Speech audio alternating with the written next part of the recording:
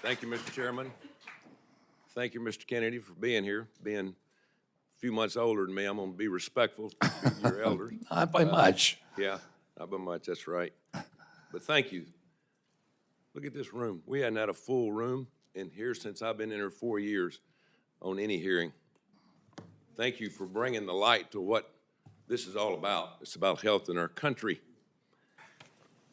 There might have been a half a dozen people in the last Health and Human Services nominee.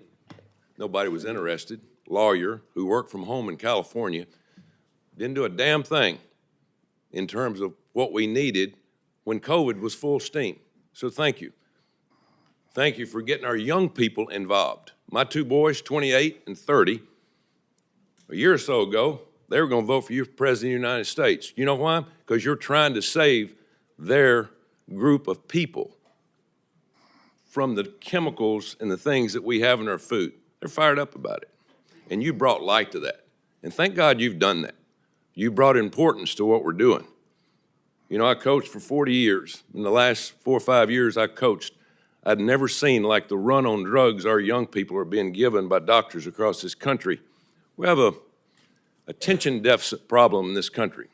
You know, attention deficit, when you and I were growing up, our parents didn't use a drug, they used a belt and whipped our butt, you know, and told us to sit down. Nowadays, we give them Adderall and Ritalin. It's like candy across college campuses and high school campuses. Mr. Kennedy, what are we going to do about that? Today, 15% of American kids are on Adderall. And there's clearly a major problem with overprescription, not just with our children, but with our entire population. We have 4.2% of the world's population, and we take 50% of the pharmaceutical drugs. And there's a recent study by Peter Ghosh, who is one of the founders of the Cochrane collaboration, that showed that prescription drugs are now the third largest cause of death in our country after cardiac arrest and cancer. We're not getting healthier. Americans are getting less and less healthy. 70% of pharmaceutical profits globally come from our country, which has 4.2% of the world's population. We're the only country that allows full-scale pharmaceutical ads on TV. And we're all being told you can make yourself, you can eat anything you want, you can smoke anything you want, you can do anything you want, and there'll be a drug to fix you in the end. And it is not a good formula.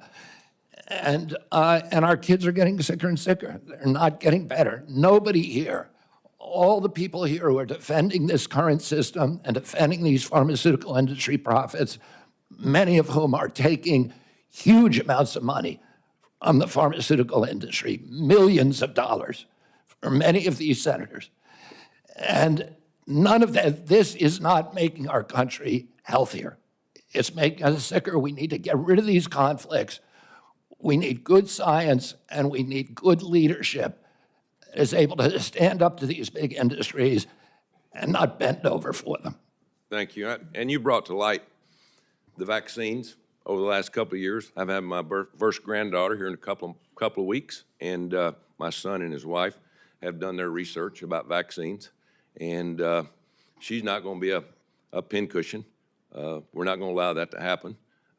But you brought that up, but as you and I talked about vaccines, Coach, let's empower scientists to do their job. You know, let's go by what they do. Let's don't just do something for the pharmaceutical company. So I appreciate you doing that.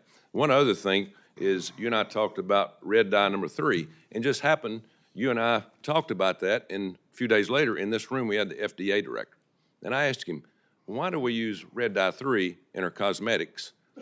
Or we don't use in cosmetics, we use in our food, but we don't use it in cosmetics because it causes cancer. What in the heck's going on? Well, a few weeks later, because of your insistence, we dropped it. So tell me about dyes and things that you're concerned about, because I get more talk about that than anything. We have 10,000 ingredients in our food in this country because FDA employs a standard called the GRAS standard that looks at any new chemical as innocent until proven guilty. In Europe, they have 400 ingredients in their foods. Kellogg's makes Fruit Loops for the United States alone. It is loaded with red dye, blue dye, yellow dye, and many, many other ingredients. They make the same product for Canada that's all vegetable dyes, and for Europe. If you eat a McDonald's French fry in this country, it has 11 ingredients. You eat the same product in Europe, it has 3.